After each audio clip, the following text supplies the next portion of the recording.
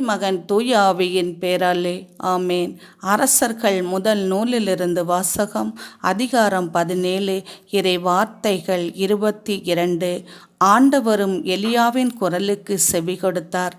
சிறுவனுக்கு மீண்டும் உயிர் திரும்பி வரவே அவன் பிழைத்து கொண்டான். இது ஆண்டவர் வழங்கும் அருள்வாக்கு. இறைவா, உமக்கு நன்றி. ஆண்டவரே, என்னுடைய மன்றாட்டை நீர் கேட்டீரே, அதற்காக உமக்கு நன்றி.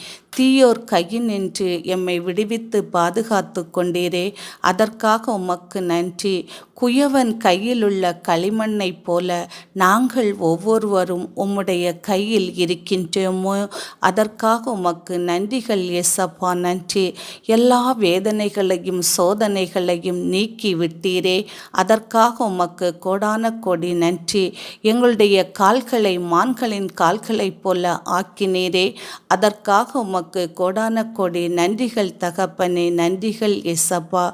ஏசப்பா, எலியாவின் ஜெபத்தை நீர் எவ்வாறு வலிமை உள்ள ஜெபமாக மாற்றினீரோ, அதுபோல எங்கள் ஒவ்வொருவருடைய ஜெபமும் மற்றவர்களுக்கு எதிராக இல்லாமல் நாங்கள் கேட்கின்ற அனைத்து விண்ணப்பத்தையும் வேண்டுதலையும் நீர் கேட்டு எங்கள் ஜெபத்தையும் வலிமைமிக்க ஜெபமாக மாற்றி உம்முடைய ஆசீர்வாதத்தை நீர் எமக்கு தருவதற்காக உமக்கு நன்றிகள் அப்பா. ஆமேன்.